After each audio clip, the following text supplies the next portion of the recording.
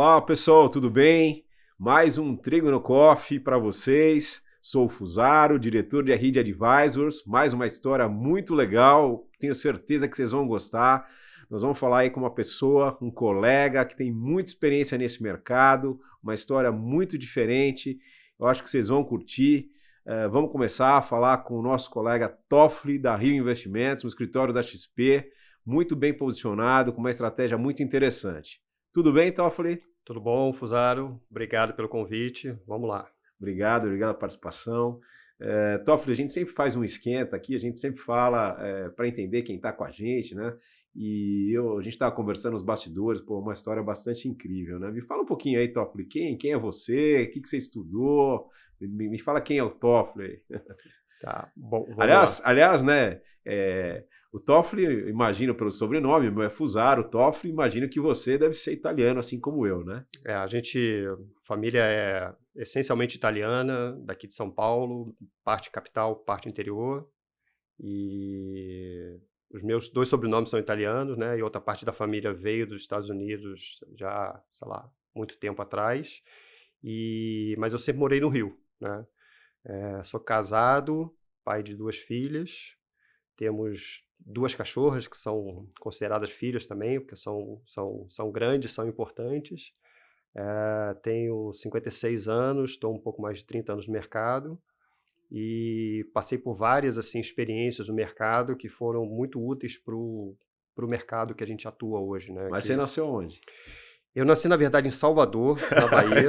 sabia disso. Foi o seguinte, típico, né? meu pai fez parte da primeira turma de geólogos da Petrobras, né, nos anos 60. E primeiro emprego foi na Bahia. Ele dividia quarto com o que viria a ser o meu futuro tio, né? Legal. A irmã do colega de quarto dele foi passar férias lá. Eles se conheceram. Então, eu não cheguei a morar na Bahia, porque assim, entre conhecer, casar, a minha irmã nasceu um ano antes, mas nasceu aqui em São Paulo. E quando eu nasci, eu passei coisa de meses lá, né? E depois a gente veio morar no Rio, porque era a sede da Petrobras, né? Então na época, talvez o centro de produção de petróleo do Brasil já mudou de Salvador, da Bahia para o Rio, né? Bacia de Campos, e aí a gente morou no Rio praticamente a vida toda, né? Entendi. Então, você é um baiano que a família veio do interior de São Paulo e foi morar no Rio, é isso? Isso. Olha só. Com sobrenome italiano e descendência americana, um mix aí de... Então, assim, tem um pouco de tudo, né? Muito bom. A Petrobras levou a gente também a ter uma experiência de morar fora na Líbia, que foi bastante impactante, foi pouco tempo, né? Foi 1 ano e pouco, mas ela deu assim uma experiência muito grande com outras culturas, outras pessoas que, de certo modo, assim, até guiou um pouco o que eu pensei em fazer. Quando você foi para a Líbia, na época do Gaddafi, né? Da Gaddafi. E como é que era? Você tinha quantos anos, né? Eu tinha 12 para 13 anos. Era uma época que a Líbia era o inimigo número 1 dos Estados Unidos. Né? O Iraque era, na época, um aliado dos Estados Unidos. Então, foi uma época difícil, mas, por outro lado, assim, era uma época que tinha muita empresa americana de petróleo instalada lá. Os estrangeiros que estavam lá ou eram europeus de infraestrutura ou países que tinham algum tipo de relação comercial, mas, principalmente, a escola e a maior parte da comunidade era de americanos ligados a petróleo. Deve ter sido uma experiência, assim, realmente muito, muito incrível. Eu quero entender um pouquinho melhor aí, porque imagino você ficar num lugar que, acho que era um lugar perigoso, né? Não sei se a comunidade provavelmente devia ser uma coisa mais fechada, mas antes da gente falar, antes que o pessoal brinque comigo, eu vou servir aqui o nosso café. Claro. Espero que você goste aqui do nosso café. Consegui servir sem deixar cair sentado, porque o Toffoli falou para mim que não fica legal eu fazer em pé, então agora só, tá vendo? Tô melhorando.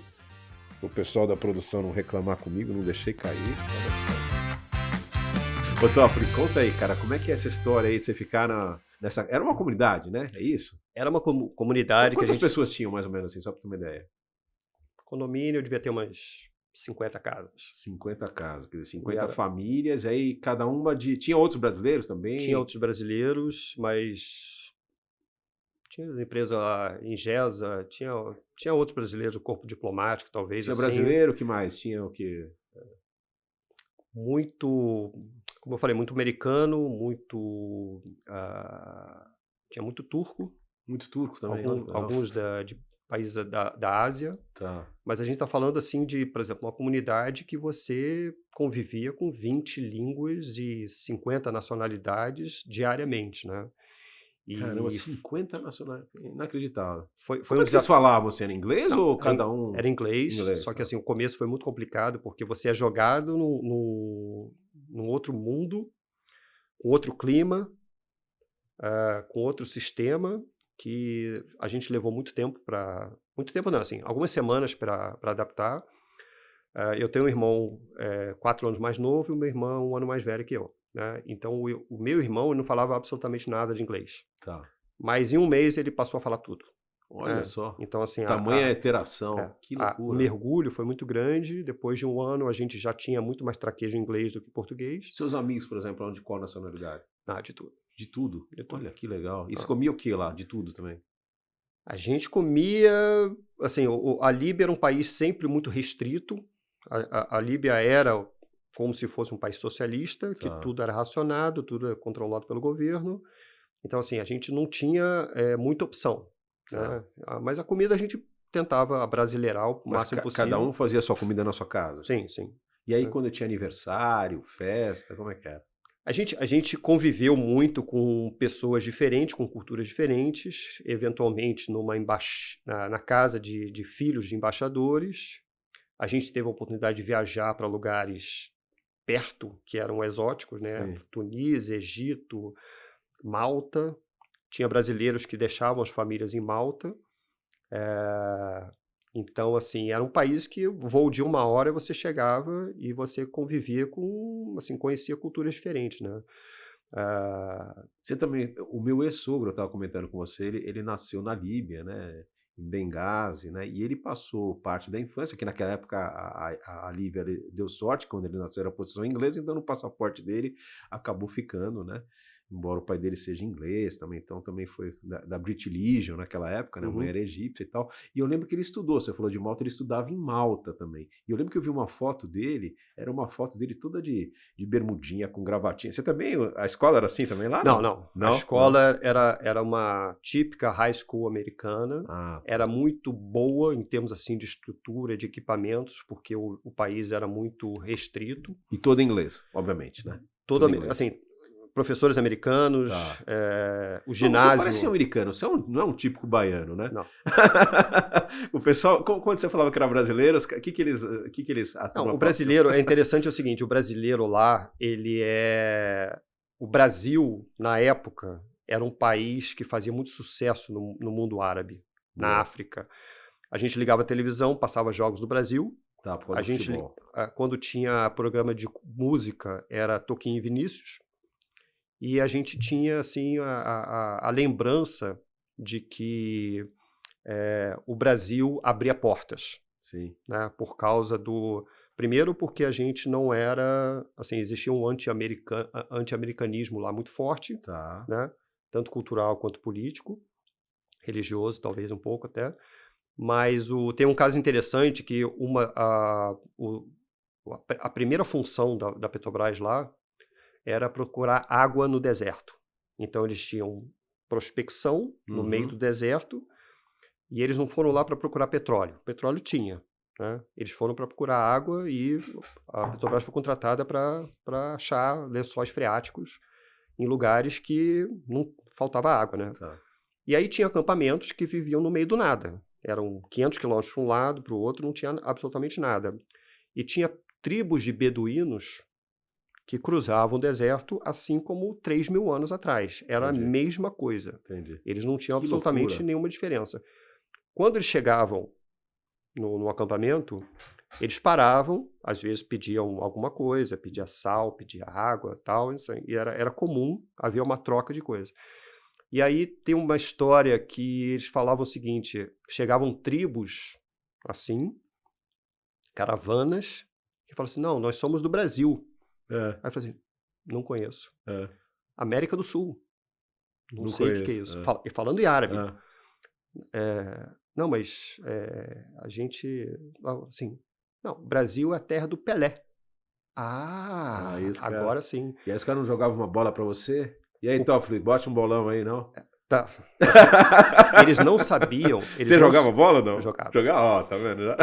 Eles não sabiam que o Pelé era um jogador de futebol. Eles tinham a não. lenda era de que era um deus, era um rei, Você tá brincando.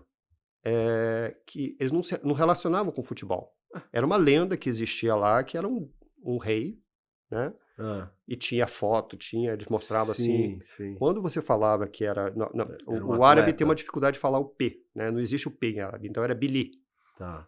O Bili, quando falava que era Bili, ele voltava e chamava toda a família e falava que era, né, pessoas relacionadas a Bili. Aí você mudava que loucura, totalmente. Que loucura. E aí o próprio Pelé contava histórias de esquimós que conheciam Pelé, mas não conheciam mais nada do mundo ocidental. Nossa. E como é que chegava isso? A gente não sabe, mas a gente deve muito a Pelé, porque toda vez que a gente era confundido com americanos, eu falava assim, não, Brasilia, Bili.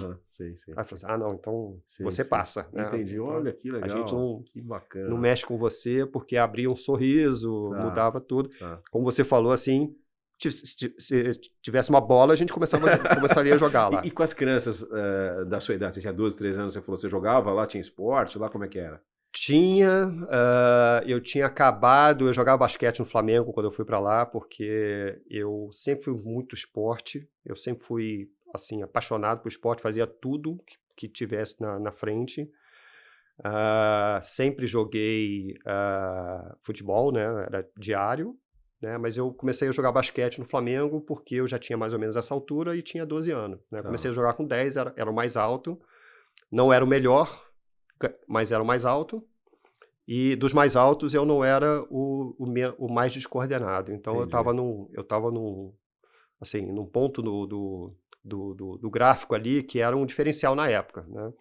E depois, lógico que eu não cresci mais, né? Nunca fui um jogador muito bom, mas na época eu era um jogador treinado. Então, assim, eu comecei a jogar basquete lá e futebol. Tinha também tinha aquela coisa da Olimpíada da escola, né? Que você jogava um pouco de tudo. Né? Legal. Isso é uma coisa que os colégios americanos sempre tiveram, assim, a parte de esporte era muito desenvolvida. Todo mundo jogava todos os esportes na época da Olimpíada, e era engraçado que todo mundo tinha um segundo talento. Ou era para música, ou era para artesanato, ou você ia para oficina e você passava horas lá, você aprendia uma coisa interessante. Qual que era o seu? Não, assim, eu tentei fazer trabalho com madeira, né? Então chamava Home Mechanics, que aí você tinha sei lá, uma oficina toda pronta lá para desenvolver trabalho de madeira, a coisa que eu mais gostava, né? Mas fora isso era esporte. Esporte, né? E ao longo assim, eu joguei futebol, tentei jogar, né? Porque assim, eu fui um atleta mediano em quase todos os esportes, né? Se somasse tudo, não dava um talento puro. Então nós somos parecidos. E aí futebol foi coisa assim, desde que eu me entendo por gente até os 25, 30 anos. Eu joguei basquete, né, no clube. E hoje você faz o quê? Não, e aí a gente pegou muito a época do vôlei, né? Assim, eu fui apresentar. O meu primeiro esporte que eu queria ter desempenho foi a corrida. Eu comecei a correr com 14, 15 anos, que eu tive um amigo que veio de Recife, que tinha feito atletismo em Recife. Então ele veio estudar comigo, né? 83, 84, por aí. E aí ele trouxe essa cultura da corrida. Ele me apresentou a corrida, eu comecei a correr, eu corri, assim, muito tempo, até exagerar e até ter muitos problemas relacionados a esse exagero que eu tive, né? Eu saí praticamente assim, com 15 anos, eu tinha uma planilha para registrar meus treinos, numa época que, assim, o computador não era essas coisas, mas era uma obsessão. A gente já estava entrando já com viés financeiro, mas continua. E aí, assim, a partir do momento que eu não pude mais correr, por problemas de joelho, de tornozelo, eu comecei a pedalar, né? Aí eu comecei a pedalar de um jeito, numa época também que tinha pouquíssimos ciclistas no Rio, e era raro encontrar com alguém na rua. Acho que o universo de ciclistas no Rio que eu conhecia era 50, 100 pessoas. Quer dizer, você saiu do basquete, foi para corrida, e aí a corrida você foi pro ciclismo, é isso? Tá. Mas assim, eu fui para o ciclismo porque eu não pude mais correr, senão eu estaria correndo até hoje. Tá bom. E aí o ciclismo é uma coisa interessante no Rio, porque ela eu comecei lá para 94, 95. O ciclismo no Rio se tornou assim um esporte que assim, a gente pode chamar que é um novo golfe, que você encontra muitas pessoas. Legal. Você tem uma oportunidade de ter um esporte de alto desempenho, de você acordar às 4, 5 horas da manhã, fazer uma coisa muito interessante que vai te dar motivação para o resto do dia. Você tem a oportunidade de fazer uma coisa que nenhum outro esporte tem. Porque imagina se você gosta de carro, você pode ir comprar um Fórmula 1 na loja, né, perto de casa. Isso existe porque você compra a mesma bicicleta do campeão mundial. É possível. Não é barato, mas é possível. E você pode, se você gostar de futebol, você pode jogar no Santiago Bernabéu 2 dias antes da Champions. Que legal. Por quê? Você pode pedalar uma semana antes no mesmo lugar que vai ter o Tour de France. Legal. Então, quando você conecta tudo isso, é um esporte que, depois que você passa dos 40, é muito interessante pelo relacionamento que você cria, pela disciplina que você passa a ter, pela resiliência. E o ciclismo é um esporte prazeroso porque você tem várias nuances dentro do ciclismo. Existe o social, que você vai lá para bater papo, você vai lá para ter um desempenho, você treina para uma prova daqui a 1 ano. Então tem os triatletas, tem os pessoal de mountain bike, tem o pessoal de estrada. Então você tem um universo que é apaixonante, viciante, custa caro, mas que você pode continuar fazendo, né? E só tomar cuidado com a questão de segurança e acidentes, né? Isso nunca é fácil, mas de qualquer maneira é um esporte que você consegue abraçar depois de uma certa idade, né? E você como tênis, você consegue ter. Exato. Que legal. Agora, você começou no ciclismo nas ruas, porque você mora no Rio, né? Eu moro no Rio, eu comecei... legal pedalar lá, não sei, questão da segurança. Eu lembro assim, de comprar uma bicicleta, de pegar a bicicleta e tentar subir até o Corcovado. Foi o primeiro pedal, e aí você tem assim, o Rio é quase uma Disneylândia para quem pedala, porque você tem a estrada, você tem a montanha, você tem o mar, você tem a floresta. Você consegue pegar a bicicleta e fazer trilha numa floresta a meia hora de casa. Dá para subir o Morro Santa Teresa? Lá não, né? Ali não, porque assim, né? o piso é ruim, né? você vai em outros lugares. Ali também não é muito seguro, né? Mas assim, você pode subir até o Corcovado, você pode ir para a Barra, você pode fazer um monte de coisa. E você, por exemplo, você termina tudo e você pode estar 9 horas no escritório.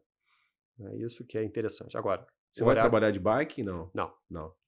Não, porque eu acho que, assim, eu já fiz isso, né? Mas eu pegava o caminho mais longo, né? E era uma coisa que a logística não é tão fácil assim. Né? Você tem que levar coisas para tomar banho, entendi. E você tem que voltar, talvez, no escuro, né? Então, não é uma coisa fácil para o lugar que eu moro, né? Agora você está dizendo que hoje você não faz mais, né, na rua, para não entender. Você faz indoor, eu estou fazendo né? menos, né? Mas assim, de 2 anos para cá, mas eu quero voltar, né? Então assim, hoje eu pedalo, eu criei um ambiente para pedalar em casa, para fazer um treino indoor, para manter isso, mas é quase que um videogame comparado com a vida real, né? Você me mostrou nos bastidores lá, eu não conhecia, achei muito legal, né? Realmente você participa, né, num game com todo mundo, assim, pô, muito bacana, muito legal mesmo. Dá pra a gente sentir um gostinho assim e assim, fazer o esporte, né? Legal. Só que não é a mesma coisa, né? E você faz todo dia? Eu faço uns 4, 5 vezes por semana. Espetáculo. A vantagem é que o horário você faz, né? Porque eu já cheguei a acordar 3h15 da manhã para pedalar num lugar que ficava fechado para carros de 4 às 5h30. Esse é o seu hobby, Toffoli? É. É. É. Boa. Eu acho que é uma coisa que, assim, eu acho que faz parte da minha vida há muito tempo e espero que continue fazendo enquanto eu puder. Eu acho mais fácil eu continuar pedalando do que... É mais fácil pedalar do que andar, né? Porque você está num ambiente controlado ali. O movimento é restrito. E todas as dores que eu tive na corrida, elas somem no ciclismo. É joelho, impacto. É tornozelo, impacto. Né? Então, tudo funciona pedalando. Agora, quando você teve essa trajetória, assim, né, pessoal, muito interessante, né? O seu pai é geólogo, você foi para outro país, enfim, teve uma infância também com muita gente, conhecendo. Isso aí, de certa forma, deve ter mexido com a sua cabeça, deve ter falado, poxa, abriu, acho que, né, um horizonte assim maior que geralmente é pela pessoa que sempre está naquele lugar, enfim, né? Como é que foi isso aí, assim, quando você saiu de lá e mudou? O que que foi, assim, o que que te gerou toda essa experiência, assim? O que que você acha que foi interessante? Bom, eu acho que a experiência de morar fora, de conhecer, assim, ter uma certa dificuldade lá, porque era um desafio para a gente, né? Que a gente viveu um país que era um pouco hostil, né? Mas talvez uma hostilidade diferente do que a gente tem hoje, era uma coisa bem mais leve. Eu acho que essa experiência, acho que determinou, né, o desejo de quando eu voltei, de querer, assim, quando eu pensei em sonho profissional, eu tinha o sonho de fazer a prova do Itamaraty, Ah, né? que legal. Então, aquela coisa de representar o país, né, seja no esporte, seja num trabalho, e ser o, o diplomata, né? Ser uma pessoa que vai levar uma cultura, que vai representar o país, basicamente, determinou, assim, eu querer fazer economia, Ah, que legal. eu querer voltar a estudar francês, que eram coisas necessárias. Diziam o seguinte: você tem que fazer economia ou direito para aprender as matérias importantes, os temas importantes para fazer a prova. Tem que saber inglês e francês, né? Então, assim, pô, direito eu acho muito chato até hoje. E a economia parece mais interessante, né? Então, assim, aí esse sonho meio que sumiu, porque acho que Não é fácil, né? não é fácil. Eu São nem quantas vagas? São pouquíssimas, né? pouquíssimas vagas e assim, Mas você chegou a tentar fazer Não, eu colégio de inglês? Não, comecei a não fazer começou. economia, comecei a Tá, estudar francês tá, pensando nisso, mas aí, tá. assim, rapidamente eu migrei para outros desejos, né? Então, comecei trabalhando numa empresa de auditoria, Tá. como trainee, assim, aos poucos fui Que empresa chegando, que era que você era começou? Arthur Andersen. Ah, entendi. Então, Eu não vou fazer a brincadeira, não. foi bem antes, foi bem Foi antes. bem antes. E, Entendi. então, assim, eu trabalhava na área financeira da Arthur Andersen, né? Eu Tá. tive Você começou como estagiário lá? Foi o primeiro emprego? como Ah, que trainee e legal, tal. legal. Então, assim, comecei na área financeira, né? Você podia começar com manufatura ou Tá. outras especializações, então caí na área financeira. Fiquei pouco tempo lá, na Arthur Andersen, mas o suficiente para fazer eu tive uma experiência de fazer auditoria dentro do Pactual, na Tá. época, né? E aí, aquele ambiente do Pactual 91 para 92 Tá. já era diferente, já era um lugar assim diferente, pessoas muito qualificadas, um lugar de excelência Legal. que marcou, né? Despertou o interesse. E aí a primeira oportunidade que eu tive depois de sair da Arthur Andersen foi que um, um gestor que era do Pactual foi montar uma empresa, né, que seria uma gestora de recursos, mas não tinha essa figura clara de gestão de recursos na época. E eu comecei a trabalhar com ele, fazendo uma coisa bem nova para mim na época, bem nova para a época também, que era começar a me dedicar à análise gráfica. Ah, E que legal. aí, minha primeira função lá foi traduzir o livro do Murphy, que era quase uma bíblia na época de análise técnica, que praticamente não tinha publicações em português sobre análise gráfica. Legal.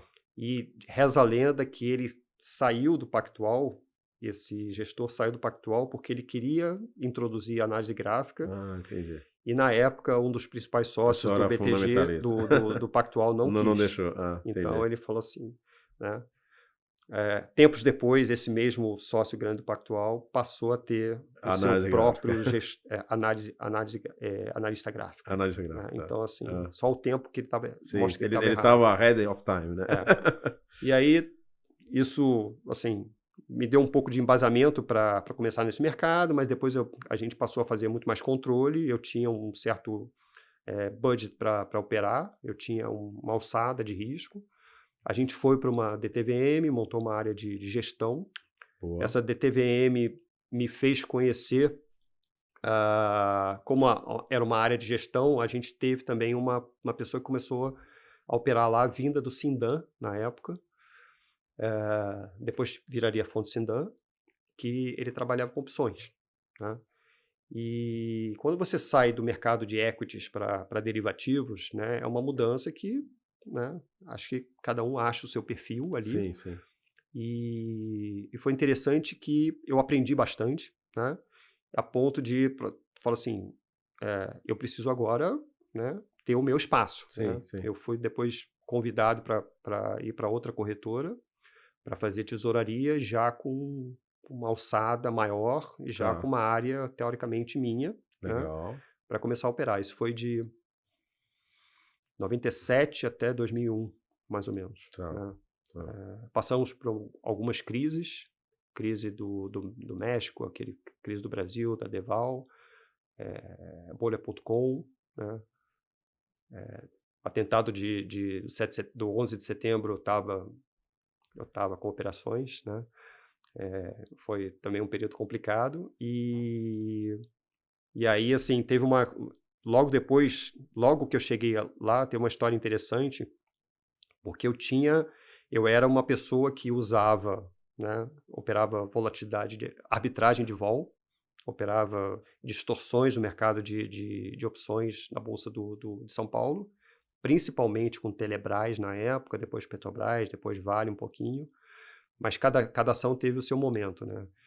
Só que quando 3 meses depois de eu chegar nessa corretora, um estagiário me apresentou uma fórmula que tinha sido criada por um estudante americano, que era uma fórmula em VBA, que VBA, traduzia, VBScript, tá. que condensava todo o Excel. modelo Black-Scholes Tá. numa fórmula só para você ter todas as derivadas, todas as gregas. Legal. A partir daí, você podia montar uma planilha do zero que fosse a ferramenta principal das suas análises, né?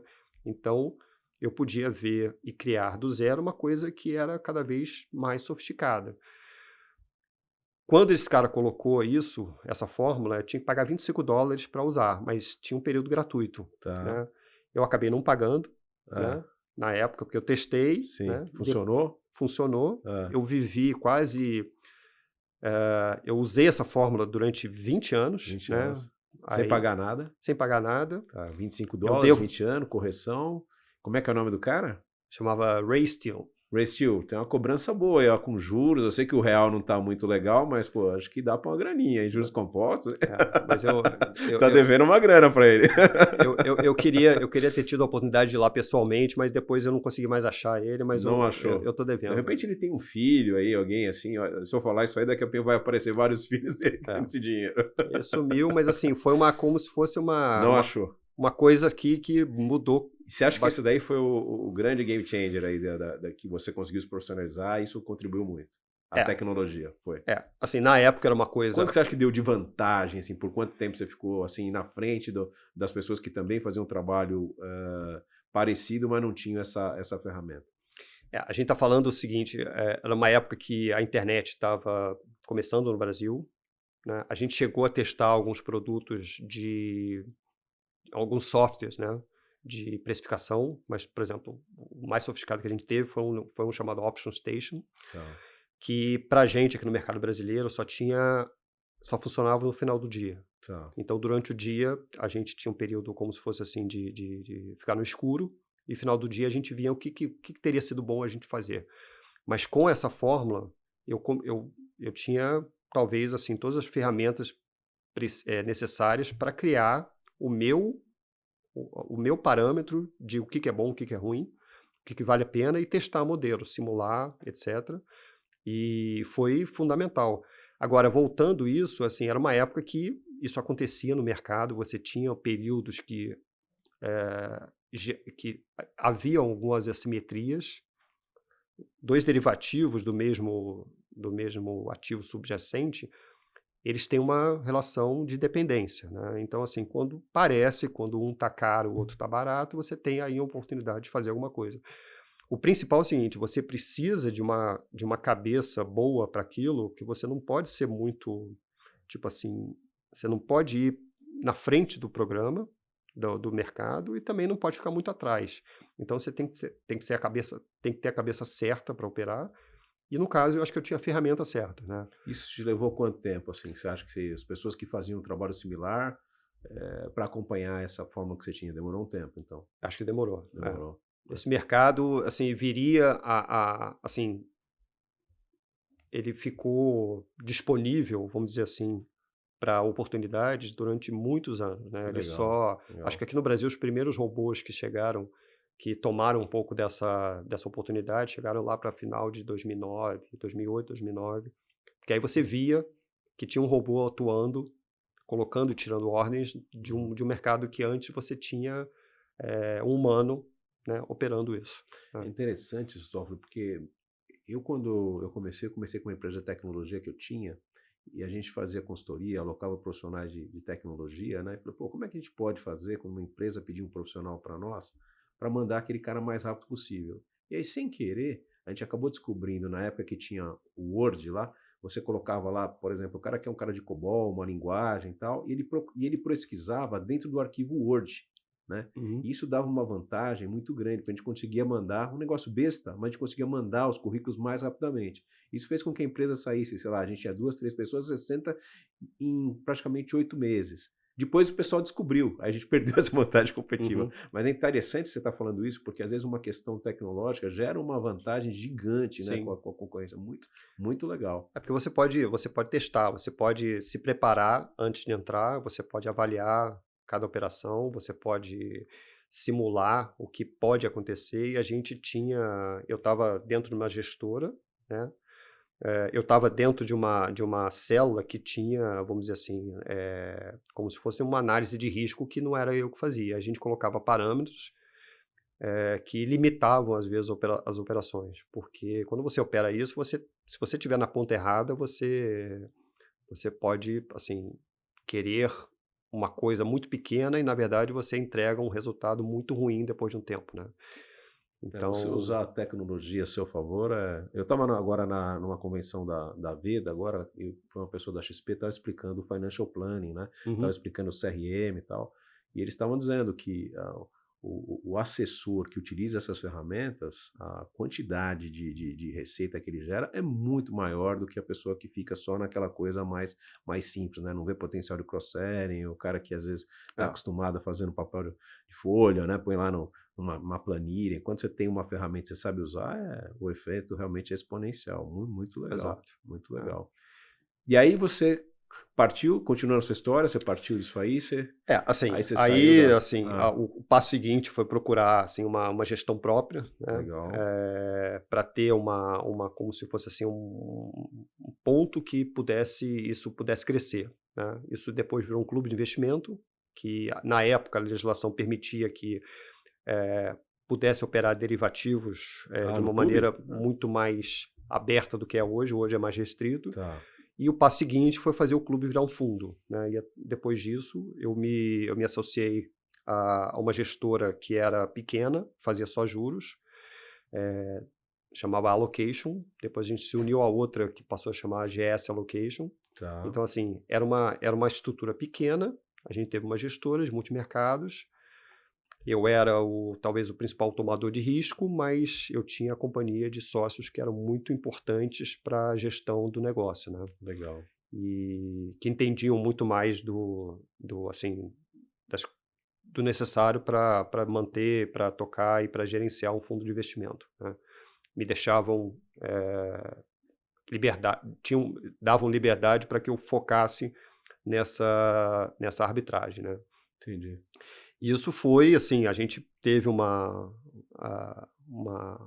trajetória legal, interessante, até a hora que os robôs começaram a vir, então a gente não conseguia mais extrair Aí alfa. acabou. Eu Entendi. tinha que fazer 5 vezes o volume para ganhar metade do que eu ganharia, e o risco continua igual, né? Entendi.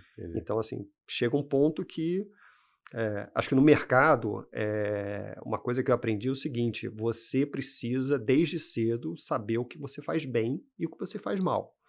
O que você faz mal, você esquece.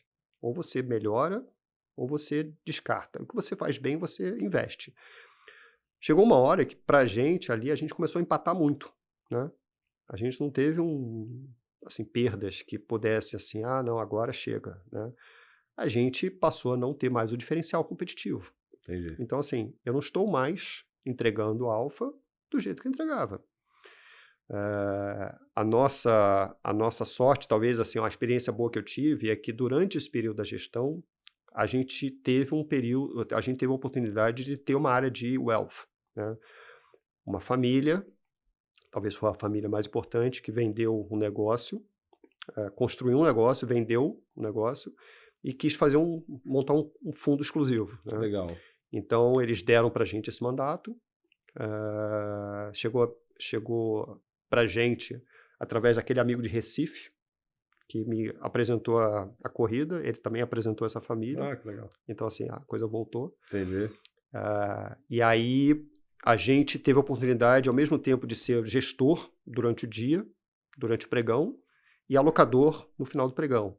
Então a gente teve a oportunidade de conviver com os dois mundos, já que uma coisa deixou de ser uma oportunidade para mim, a experiência que a gente adquiriu, né, que eu adquiri e gostei de fazer a parte de alocação, porque são outros parâmetros, são outras técnicas, outros conhecimentos, mas que de alguma maneira estão envolvidos, estão entrelaçados. E a experiência que, assim, eu consigo trazer até hoje, né, 10 anos, 15 anos depois, para o mercado de assessoria, né? Ficou muito mais completo, né? Ah. Legal. E aí, depois daí, como é que você entrou? Aí você fez a Asset, né? Começou. Quer dizer, na verdade, fez a Wealth, né? Vamos dizer assim. Né? A Wealth era uma área dentro da gestora, que tinha assim, mandatos para isso. Fundo exclusivo e tal. A gente, na verdade, se juntou com uma gestora maior. Né? Foi um período também que pegou um período complicado de ganhar dinheiro, de 2014 a 2016. Tá. E aí, nesse meio tempo, eu comecei a focar em ser mais começar a olhar para o mercado de assessoria, que estava surgindo na época. Já tinha todo esse ambiente que a XP criou. E aí eu primeiro fui para um escritório, né, de um amigo meu que tinha um escritório de assessoria, mas a coisa ficou meio restrita, não cresceu. Depois eu achei na Rio Investimentos assim, uma empresa que estava surgindo, de pessoas muito bem alinhadas com os ideais que eu tinha. Estava muito no começo, tanto que eu sou considerado o 4º sócio fundador. Legal. Mas eu reconheço que quando eu cheguei está tudo pronto, né? Então, eu cheguei 1 ou 2 meses depois, né? Então, assim, era um ambiente ideal, pessoas certas, né? Pessoas alinhadas com o que eu queria fazer. Legal. Basicamente, né, pegar um pouco da minha tecnicidade, um pouco da minha experiência e transformar isso em alocação, né, com uma visão muito mais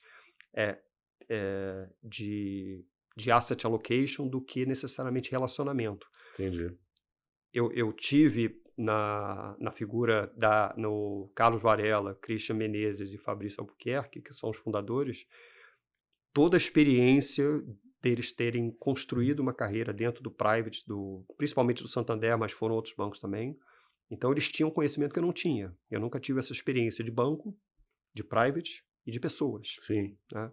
Eu lidava com números. Sim, né? você é uma pessoa mais técnica. Tá. Então, assim, são mundos que se complementam, que são interessantes, Legal. que a gente consegue, assim, achar o nosso nicho. Legal. Né? Agora, deixa eu te perguntar uma coisa, né? Dessa carreira incrível aí, muito diferente, qual que foi o maior desafio aí que você teve aí, né? Dentro dessa carreira aí? Bom, o que você chama de desafio? Ah, uma coisa difícil que você teve que superar, enfim. Quando eu era gestor, a gente, assim, eu lembro, dos piores dias, a roupa que eu estava vestindo nos piores dias de mercado. Eu não lembro dos dias bons, porque os dias bons tinham que ser rotina, né? Você acorda, Sim, sim, sim. vai pedalar, faz o seu dever, né? Captura alguma coisa que você vem, no dia seguinte você faz a mesma coisa. Esse é um dia normal. O dia, né, anormal é alguma coisa que ou o mercado foi contra você, ou você fez alguma coisa errada, né? Então você tem um desafio de contornar aquela situação, né? Então você tem esse desafio que te dá, que assim, o mercado sempre te chama para assim, para o chão, para você tentar ser humilde, para você saber que o ganho passado não vai te ajudar naquele momento, e você precisa fazer a coisa certa na hora certa. Então, assim, foi muito desafiante pensar que isso aí era uma coisa que de vez em quando acontecia, né? Lidar com isso. É. Isso traz hoje uma experiência que é o seguinte, muita coisa pode dar errado, né? Você precisa se preparar para tempestades, mesmo que o dia esteja ensolarado, né?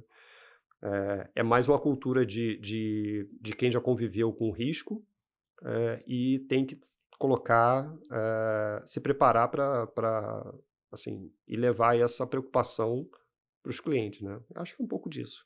Eh, Se você pudesse voltar no tempo, né? O que você diria pro Toffoli hoje, assim? Você faria algo diferente? Ou você...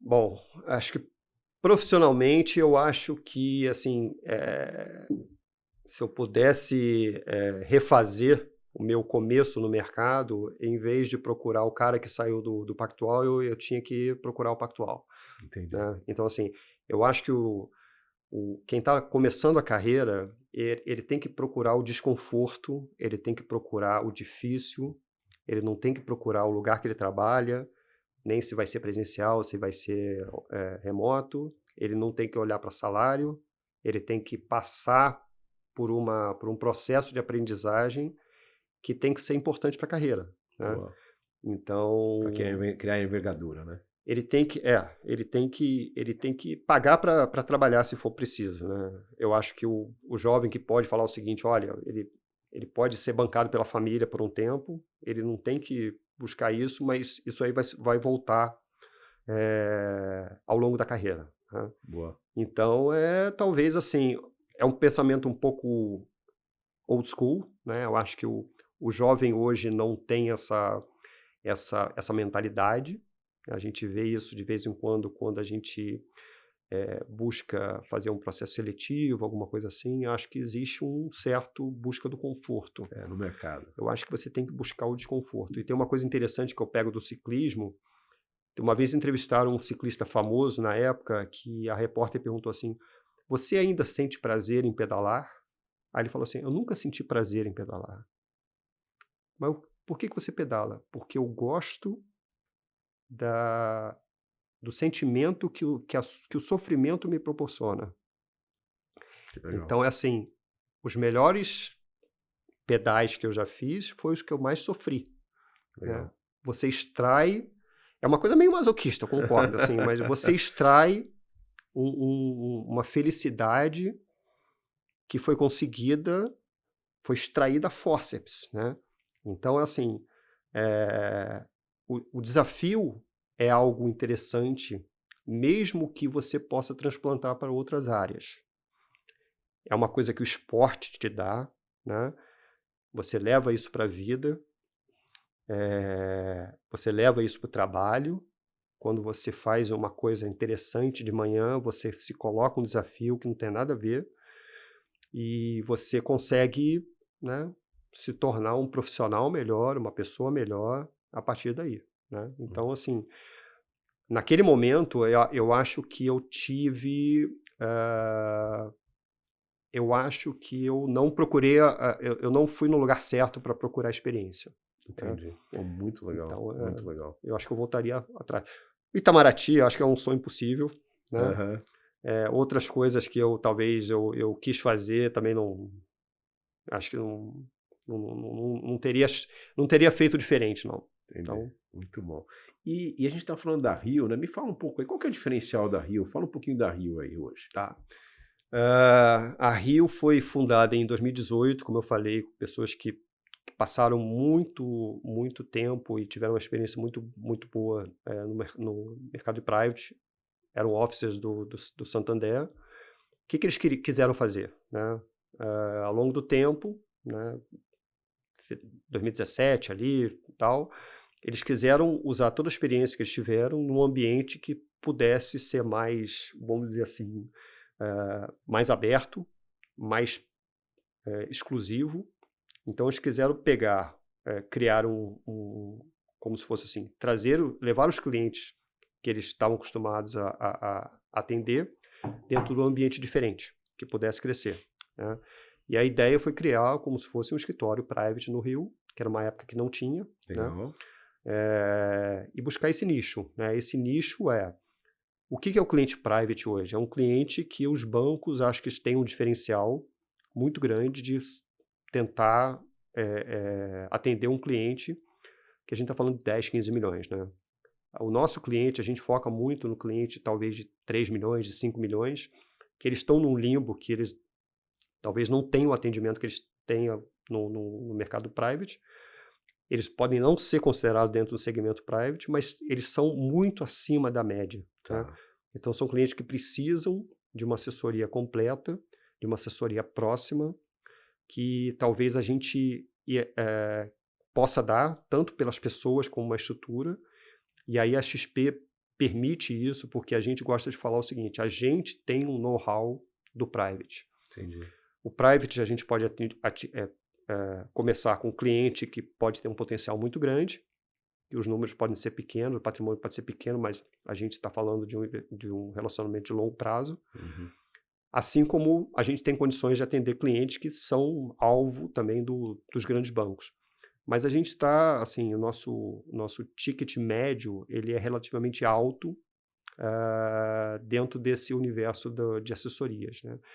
E a gente consegue fazer com que a experiência desse cliente dentro da XP use o melhor da XP. Então, a gente costuma pensar o seguinte, a gente dá para o assessor que se junta a Rio uma liberdade e uma autonomia que o assessor mais sênior precisa. Né? A gente não tem um modelo, a gente não tem uma fórmula mágica de alocação, nem áreas onde ele vai ser simplesmente um instrumento que o escritório vai fazer com que o cliente aloque. Legal. Então, o assessor tem autonomia, a gente tem materiais próprios, a gente tem uma cultura própria, mas o cliente tem que saber que mesmo atendido por um assessor, uma assessora na Rio, ele dentro da Rio é atendido por mais pessoas. Entendi. Né? A carteira, os problemas, as dores, os desafios são compartilhados internamente. Então, assim, vira um funil, né? Ao contrário, que assim, várias pessoas atendem o mesmo cliente. Legal. Né? Mesmo que o ponto de contato seja um só. E quem é tipicamente esse cliente? Homens, mulheres, faixa etária? Como é que é? A Tem gente... algum... Bom, eu não conheço os números de estatística assim, mas assim, o nosso cliente costuma ter uma idade um pouco mais avançada, Tá. né? O cliente que já construiu o patrimônio, Legal. que está preocupado em preservação desse patrimônio, Tá. eventualmente colocando em ativos que tenham um certo risco, mas esse risco é moderado. Então, um viés um pouco mais conservador. Um pouco mais conservador, Tá. clientes que a gente que foram que são com que a gente se relaciona há algum tempo já, e principalmente assim aquela coisa de preservação de patrimônio junto com preocupação com sucessão. Entendi. Né? Entendi. A questão é saber que produto serve para o cliente e que produto a gente pode mostrar talvez como alternativa para a próxima geração. Qual que você acha que é a principal vantagem da Rio hoje? Vantagem que ele tem em relação ao mercado? Eu acho que a gente consegue, assim, dentro de um modelo muito exclusivo, muito próximo, oferecer o melhor de 2 mundos, né, o melhor, o que ele teria dentro de um segmento private de um banco, Tá, mas um contato muito mais próximo e entendi, oferecer talvez o relacionamento. melhor da XP, né. Entendi. Bom, e a XP nesse sentido é fantástica em termos de tecnologia, acho que Ah, legal.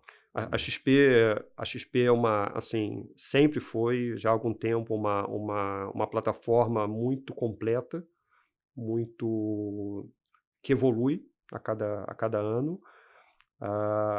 Existe muita coisa dentro da XP que depende de um bom assessor ou de um bom escritório para fazer com que isso chegue ao cliente, Uhum. porque se eu tiver bons relatórios, uma boa análise, uma boa Suporte tecnológico, né? suporte tecnológico, Sim. mas assim, eu estou falando mais a questão de alocação, de chegar para a XP como se fosse assim, uma análise de como se fosse de uma gestora de wealth, uma gestora de patrimônio, mas ela não lida com o cliente. Então, Entendi. assim, ela tem um modelo que ela sugere algumas alocações. Uhum. Isso aí tem evoluído muito ao longo do tempo, né? A gente assim, é muito próximo das pessoas da XP que fazem esse trabalho. Sim. Aí eu posso citar aqui assim, o Rodrigo Gavioli, que é uma pessoa que está à frente disso. A gente tem assim, um contato, só que assim, quem faz chegar até o cliente é o assessor, né? Como é que a gente pega o trabalho dos Gavioli e toda a área de alocação Sim. para colocar na prática a carteira do cliente? Então essa transferência, essa migração, ela é muito importante e ela depende também de um bom viés do escritório, Sim. né? A gente tenta fazer com que o assessor tenha dentro de casa modelos e diretrizes que vão fazer com que ele tome as melhores decisões junto com o cliente. Hoje a XP é um dos nossos principais distribuidores, né? A gente tem lá o Flagship, que é o nosso principal fundo de small caps, né? Que a gente tem bastante alocação nele. A gente tem também o Catu 100, né? Na plataforma, né? Uhum. E estamos, inclusive, viu, pessoal do XP, estamos querendo colocar mais aí, tá? Mais crédito e tal. Viu, os Gavioli? Estão querendo colocar mais produtos. E é um baita parceiro, assim, acho que contribui bastante, né? Principalmente com essa questão aí da plataforma, né? Que é bastante avançada, assim como outras também, BTG, etc. Mas acho que o mercado está evoluindo muito nessas análises, acho que contribuem também bastante para o cliente, né, Toffoli? Agora, Toffoli, assim, uma pergunta que eu queria entender. Se eu sou um cliente, né? Que eu fosse escolher um assessor, o que você acha que eu deveria perguntar para o assessor?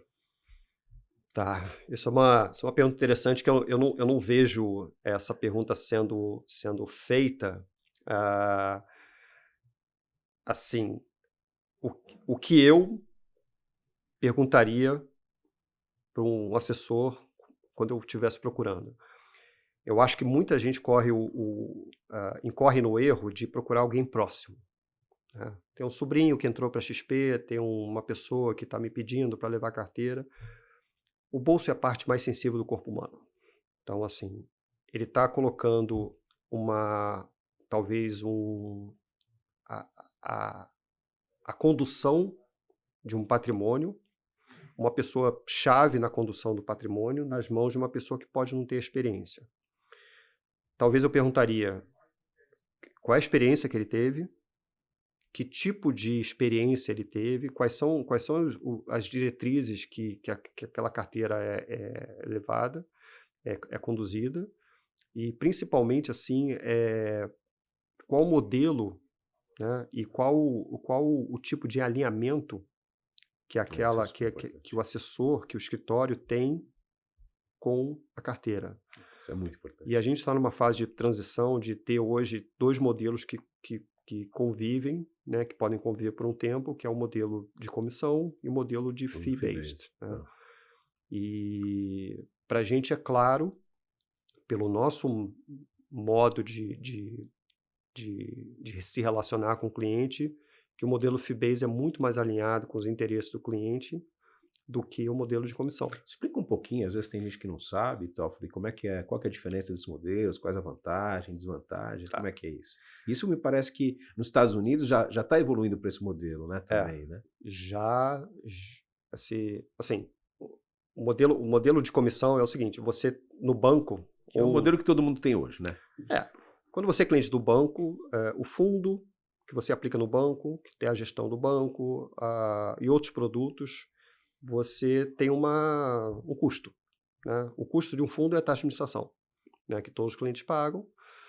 O custo tem outros produtos que existem custos embutidos, então você deixa um pouco de dinheiro na mesa quando você investe num determinado produto. Pode ser via taxa, pode ser via taxa de administração, pode ser via, né, performance, talvez, né, se considerar. E você, quando você tem um assessor que recebe comissão, ele recebe uma parte dessa comissão. O outro modelo é um modelo que você tenta limitar ou devolver para o cliente a antiga comissão e você estabelece um percentual fixo aqui no Brasil, que no caso, vai para o assessor ou para o serviço de assessoria. Quando a gente viu que, por exemplo, o modelo de comissão, a receita do escritório, ela está dentro do custo do cliente, eu acho que a gente pode estar no lado errado da mesa. Tá. O que é isso? Eu dependo do cliente gastar mais dinheiro de custo para ser remunerado por um trabalho que não é só de corretagem, não é só de intermediação, é um trabalho de serviços. Quer dizer, no fundo, você evita de ficar querendo que o cliente rode muita carteira, né? Não é esse, entendi. Você precisa, assim, você precisa estar ao lado do cliente e ser pago diretamente por ele para prestar um serviço de eficácia, de otimização da carteira de todos os sentidos. Parece mais alinhado, né? Olhando por esse lado. Né? E aí, por exemplo, se você falou dos Estados Unidos, esse modelo já passou o modelo de comissão nos Estados Unidos há algum tempo. Né? Acho que desde 2017 que ele já é majoritário. Aqui no Brasil está começando... O Fee-Based já é majoritário? Não, o Fee-Based já é majoritário nos Estados Unidos. Nos Estados Unidos, tá. Alguns países isso é proibido, na Inglaterra, outros países da Europa, já não existe mais o modelo de comissão, você só pode ser remunerado diretamente pelo cliente. Entendi. E aí, assim, vamos voltar assim, no tempo, como é que isso aconteceu no Brasil? Eu acho que serviço nasceu, né, da pura corretagem. Né? Você tinha o serviço do banco, né, de custos do banco, e você tem o serviço de bolsa. O corretor de valores, ele recebe uma parte da corretagem, né? Então, quando esse modelo surgiu, quando o agente autônomo surgiu, ele passou a ser um agente que fica com um pedaço dessa comissão. Da comissão. Então, assim, a XP, ao mesmo tempo que ela criou esse mercado, ela desenvolveu esse mercado e ela sofisticou esse mercado, eu acho que ela atrasou um pouquinho a migração para o modelo de fee-based, que é um modelo que grandes famílias aplicam o seu dinheiro. Tá? Então, o modelo de wealth, o modelo de gestão de patrimônio... Já é com essa forma. Com essa forma. Sim. Então, assim, existe um material da XP, assim, existe um movimento de surgimento do profissional, hoje é chamado de assessor de investimentos. Existe a fase 2, que talvez seja um mercado que os escritórios ganharam uma relevância muito grande, são verdadeiras empresas, né, com filiais, etc., várias áreas. Isso talvez seja a fase 2, e a gente está vivendo a fase 3, que é o assessor sendo muito mais completo do que simplesmente um intermediário. Entendi. Então, você precisa oferecer planejamento financeiro, você precisa oferecer outros serviços que não são necessariamente ligados à remuneração, né, via corretagem. É muito mais um consultor financeiro, vamos dizer assim. Então, assim, eu acho que o principal aliado do cliente tem que ser o assessor, e esse assessor tem que estar muito, muito alinhado. O cliente precisa saber como ele é remunerado. E a partir do momento que estabelece um valor determinado para isso, ali eu vou fazer o seguinte, olha, eu sou remunerado por isso e eu vou fazer todo o trabalho necessário para que você pague menos. Legal. E aí a gente fala assim, o mercado que é incipiente ainda no Brasil, que é o mercado de ETFs, não dá para enxergar o mercado de ETF como uma coisa que não vai crescer, né? Assim, a gente tem hoje 100 ETFs, eu acho que não é ainda um mercado que ela tira um pouco assim, tem pouco dinheiro alocado dos clientes em ETFs. Por quê? Eu acho que precisa de um assessor que conheça muito bem o mercado de ETFs. Então, Sim. esse é o trabalho que a gente está fazendo já há algum tempo, de, primeiro, conhecer muito bem como que funciona cada um, saber do que vai ser lançado, dos limites de cada um, das limitações, para fazer o seguinte, faz sentido eu alocar uma parte da renda fixa, uma parte da alocação internacional do cliente no ETF? Uhum. Então, essa Que é muito pergunta... divulgado nos Estados Unidos, muito difundido lá, né? Sim. Inclusive a gente tem aqui, a gente lançou o que a gente chama o Trig 11, né, que é o nosso ETF de small caps, acho que a gente chama puro sangue aí, que a gente tira empresas que não estão em recuperação judicial, enfim, empresas que têm pouca liquidez, e a gente percebe isso também, que ainda é um mercado que tem bastante para ser explorado, né? Então, assim, à medida que esse mercado cresce, ele precisa de como se fosse de uma análise interna muito bem feita para saber se faz sentido, se não vale, qual o limite, né? Eu posso colocar 10 milhões no ETF num dia, eu tenho liquidez para isso. Sim. Na hora de sair. Muito Então, bom. é uma preparação. Agora, isso tem que estar inserido num modelo que seja, que tenha potencial de crescer.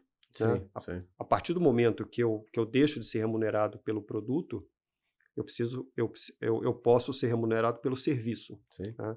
A ideia é justamente oferecer muito mais serviço, muito mais proximidade, muito mais exclusividade e customização de carteiras através Qualidade, desse né? Tem modelo. muito mais qualidade também. Pô, Exato. muito bom, muito bom. Toffoli, agora a gente começa aqui um momento que a gente chama aí o High Frequency, que é o nosso momento Maria Gabriela aí. É o bate-bola, rápido, com algumas perguntinhas aí.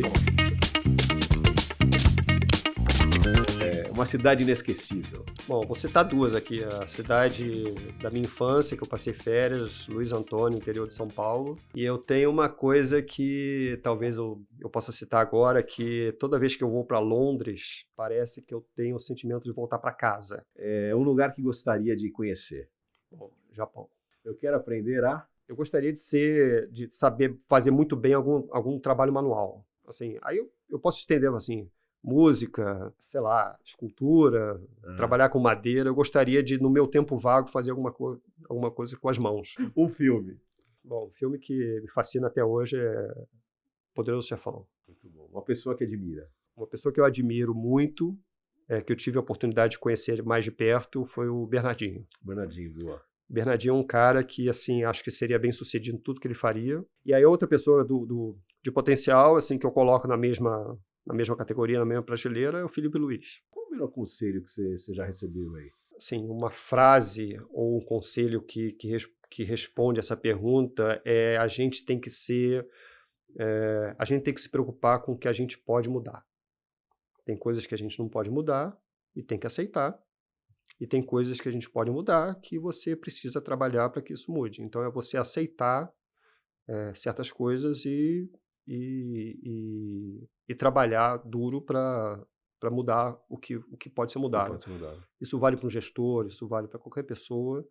Acho que é um conjunto de coisas, né? Que uma vez eu sempre tive contato com gestores que foram amigos e pessoas com quem eu conheço e falo até hoje. Eu tenho dois gestores que são da mesma gestora, né? Um deles é, inclusive, cliente. Os dois falam assim, coisas parecidas, mas são dois ensinamentos. Um fala o seguinte: um bom gestor precisa ter 2 convicções fortes por ano. E, às vezes, você precisa se manter longe de ruídos. E o outro fala o seguinte: fora desse tempo de fortes convicções, você precisa seguir a manada.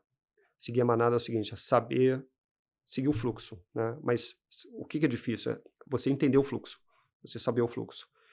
Então, enquanto é uma coisa meio assim, é quase que um taoísmo, né? Você tem que aceitar a natureza, né? O mercado está indo para aqui, eu vou por aqui, eu preciso identificar. Tem horas que você precisa ter uma forte convicção, né? E aí é algo que você pode mudar, né? O resto você precisa aceitar como Não mercado. Não dá para ser sempre de uma forma, né? Isso não é óbvio no mercado, porque às vezes você acha que o bom é o diferente, não é. E o que é o sucesso para você? Eu acho que o sucesso, de forma muito bem resumida, eu acho que é você poder ser dono do seu tempo. É você construir riqueza, é você construir saúde, é você ter bons relacionamentos, relacionamento com família, com amigos, mas que te permita você controlar, né, o seu tempo. Tem um empresário americano que uma vez eu não vou lembrar o nome dele, mas ele era assim, ele tinha 8 cartões. Ele era diretor da empresa, ele era membro do clube tal, ele assim, membro de conselho, fazia parte de alguns órgãos governamentais. Aí um dia, já com 60 e poucos anos, ele trocou tudo isso e falou assim, eu vou ter um cartão só, vai ter o meu nome e embaixo vai estar escrito assim, mergulhador. Ele trocou, porque ele passou a fazer coisas que ele gostava, ele não deixou de trabalhar, mas ele largou todos os cargos formais e passou a se apresentar como mergulhador. Falou assim, eu sou mergulhador, eu vou mergulhar até o final do meu tempo. Ele passou a ser dono do tempo, dono da vida. Então, assim, eu acho que esse é o grande sucesso, né? Você poder chegar nessa frase. O dinheiro pode ser um meio, né? A maneira como você constrói a carreira profissional é um meio de você chegar nesse momento. Um momento de paz, né? E poder fazer o que você gosta. Acho que... Peace of mind. Excelente. Toffoli, muito obrigado. Para mim foi muito boa, aprendizado. Espero que a turma tenha gostado.